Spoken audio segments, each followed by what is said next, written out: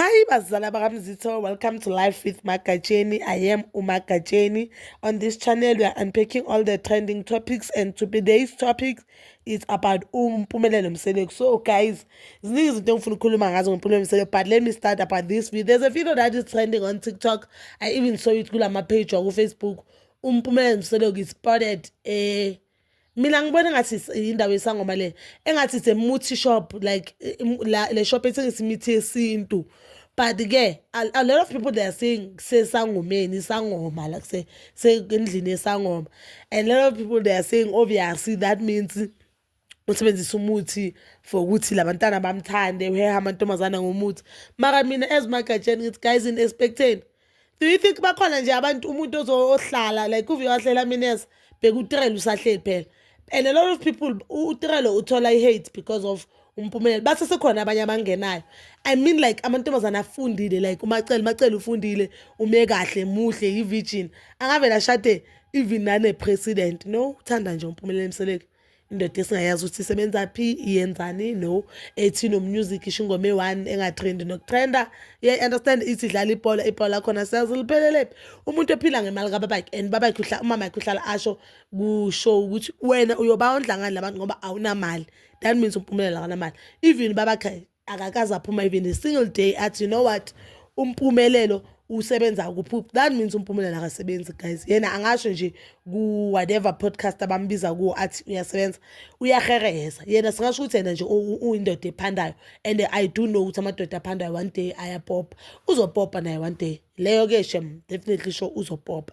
But I don't know why amantombazana asacoma uMpumelelo Mseleko, knowing ukuthi uMpumelelo uyindoda enjani, guys. Or ucabanga ukuthi lento engeke yenzekele ukuvuywa ngeke yenzakale kuyi lento eyenzeka kuTrell, because nalento eyenza kuTrell ayikho right. Just imagine guys, uhleli nendoda la i-boyfriend yakho ufuna ukushada, we are waiting, we are both waiting for ukuthi le ndoda ithole isoulmate ayo. Phela uTrell at this moment ulinde ukuthi uMpumelelo athole i-virgin, because angithi we know that uMacele uphumile naye ushilo on that podcast naye ukuthi Macele uphumile. So that means uTrell is waiting ukuthi uMpumelelo athole i-virgin kuzoba umfazi wethonga, ngoba yena ithonga lakhe angeke alinike kusho ukuthi second hand phela. Kusizothini? So mangabe uMpumelelo uthola le virgin elizovuma ukushada noMpumelelo or izinto zihambe kahle, ulithola ana 30, uMpumelelo na 22 na 23, uyolinda 7 years ukuthi ukuthola le virgin, because umile entweni yakhe ukuthi umfazi wokucala mele umfazi wokucala umfazi wethonga mele abe virgin. So guys, any topic, anything ngifuna ukukhuluma ngayo, uMpumelelo umbonile musi uye ku that show, that podcast, guys. I was so disappointed. Ngiyibukele vele mayiceda ukuvela, I think few minutes idlala nje ngayibukela baceda kuyidrop. So cause weekend benginomsebenzi omningi esikole, I didn't get this card so record nana nento zami nje beziziningi. But guys, man, no, that podcast I felt as if la muntu lo interview uMpumelelo abakangayibukeli show. Akayibukeli ishow, akamfollow uMpumelelo, akafollow amantombazana avuyo kaMpumelelo, because umuntu abuze ngayithi uvuyokazi noVicky, and uVicky the way bekabuza ngaye ngakhona, it seemed like yena unale ngcondelo ukuthi uMpumelelo ufuna ukushada uVicky, and uMpumelelo never said ufuna ukushada uVicky, guys.